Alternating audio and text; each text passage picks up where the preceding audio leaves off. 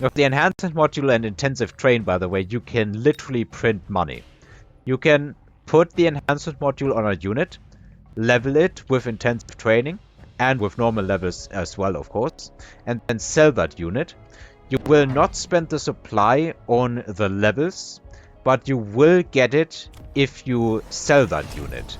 So basically, if you were to put that enhancement modules on your Typhoons, level them for a 0 cost, but it adds 150 to the unit value, and then you do the same again with intensive train, you can literally generate 300 in cash this round when you sell those Typhoons. At the very least, you have added 300 to your total board value this round, even if you don't sell it.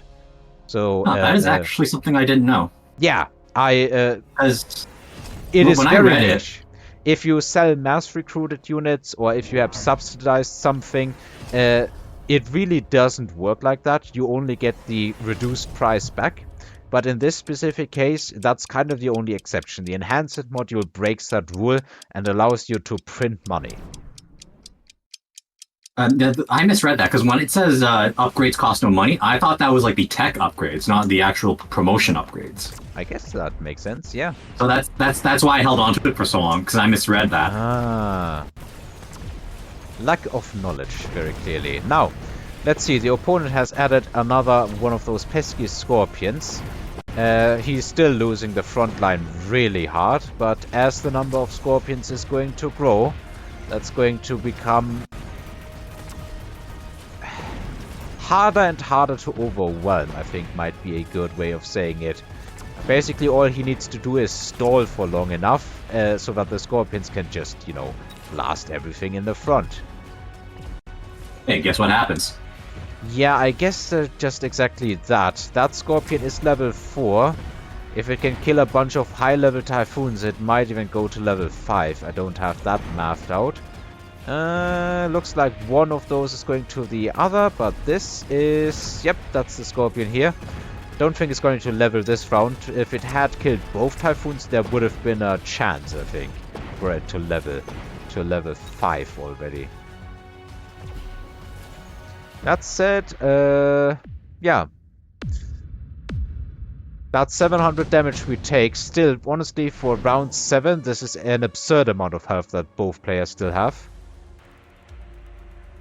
By the way, quick cooldown, just to mention it, also affects your intensive train.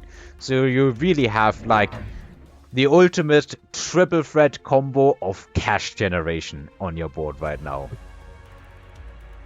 Ooh, War Factory. And yep, this is where the War Factory starts. Now, this may really surprise you, but historically, Scorpions are an absolute counter to War Factory. Yeah, here's the thing, though. Like, from what I understood, the Scorpion was a splash bot, and usually splash is good for swarms, but not individual units. So I thought the War Factory Spearhead might have been able to help with that. Now, in this you will see, I am very much in the wrong here. Yeah, in this specific case, you are kinda correct. The fact is that Siege Mode reduces both the damage and increases the attack interval of the Scorpion, so its DPS really goes down the drain. However, once Acid is up for grabs, or if he had double shot, DPS would go back up, and yeah. Especially with Acid and double shot, because the second Scorpion hit is benefiting from the Acid of the first shot. Damage for Scorpions, once they have 3 or 4 attacks, is just... it's there. It's like the whole thing of the unit. Scorpions do big damage if anything is unfortunate enough to be in their way. Yeah, ouchies, those War Factories are gonna be in pain.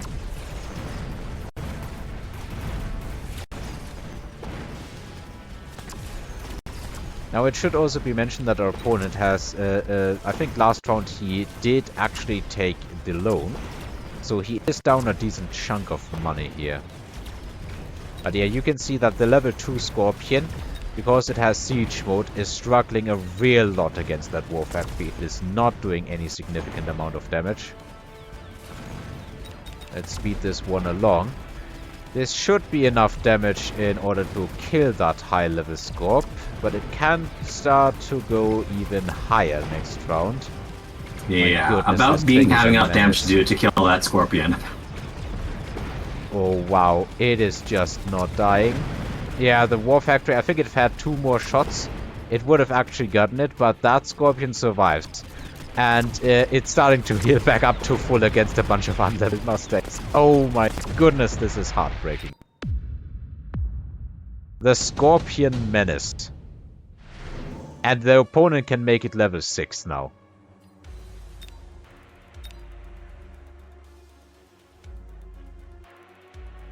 Oh, the Vulcan drop. I was thinking of dropping it right on top, but I decided better because I know that I get instantly sniped, so I use it as a reinforcement. What you can also do is you can Goomba Storm opposing units so that the opponent is so clustered around his towers that this probably isn't working this time around. Yeah, it wouldn't let me. Yeah. Phoenix generation. What does the opponent have in the way of EMP? He has it on the marksman. But I picked up the Phoenixes because the Scorpions can't hit air, and I have an easier time on the left side. The left side was cleaned up quite easily, so I figured if I could stack enough Phoenixes, it would cut through. And failing that, it would still deal damage once the tie hits. Yeah. Now, one thing you can do if you're being menaced by the Scorpions with siege mode is similar to Storms. You can try to run in some crawlers underneath them, and the crawlers will be fast enough to just dodge him. And once they, get dodged, the shots start hitting behind the crawlers, hopefully hitting nothing else, you can really make up for a lack of range, because the Scorpions for that time are not contributing to anything. So we would really benefit from having a bunch of chaff. What in the universe? Apparently the opponent wants to have some war factories of his own. He's added the hacker. Yeah, when I saw the hacker, I was kind of surprised, but not for like the, oh, that's a hacker I have to deal with now. It was more of like a, but why? There's too much chaff in front of the war factory. If there were too much chaff in front of the war factory, that war factory would still be alive. Well, relative to the hacker, because the hacker only has one attack. Yeah. I think it can only attack one at a time. It can only attack one at a time. There is a tech to fix that, and the opponent has it, but it costs a lot of range and a lot of hacking damage, or whatever you want to call it. Now, the main issue here right now for the opponent also is that the hacker does not have the range. And you are correct in that that he doesn't have chaff there. If the hacker had locked onto the war factory initially, it could very well have started doing something. But that's not in this game. Now, that's a level 4 Scorpion and a level 6 Scorpion. And, my goodness. Talk about tanks. It has With the armor. reinforcement armor, I think. Now, armor means that they add even more health, which leads to an even higher health regeneration. Let's just fast forward, because I don't think the Scorpion is dying here. The War Factory is down. The Phoenixes are trying to damage it, but they're all level 1s. And they don't have any techs that improve their DPS. Yet. There would be launcher overload. And once again, the Scorpion just doesn't care and gets tickled the entire round through.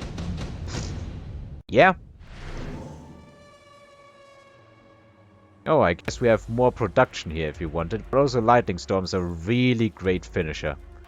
If it works. The opponent's heavily invested into a bunch of air units, although admittedly I don't think these air units are doing as much as he would like. At the end of the day, they get outranged by the siege range Scorpions. And by quite a lot, so they always die before the tanks. Apparently the opponent has chosen Anti-Air Fortress. Now that's not a good pick on Elite, to be honest. Simply put, the damage of anti-air on fortresses does not increase with levels. And that means that it basically makes no difference if you're just trying to gun down some low-level Phoenixes if you can drop level 1 or level 2 fortresses, but the opponent doesn't have the option of dropping level 1 fortresses because he's elite.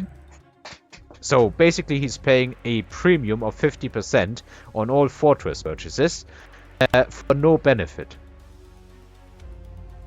Also, you might have noticed I picked up the steel ball production because I noticed on the left side that I was able to preserve that war factory, and it might be able to shoot through the Scorpion. If nothing else, it adds a bunch of fast units that can dodge Scorpion shots. And it can also burn down the towers with its laser pretty quickly. Now we do have some more money.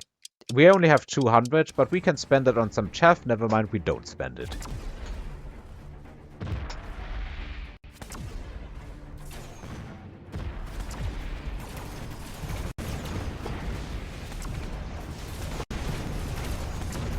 Well, the phoenixes are producing. It's working.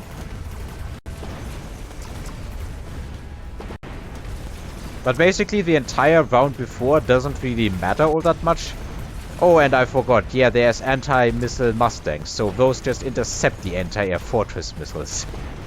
True. True.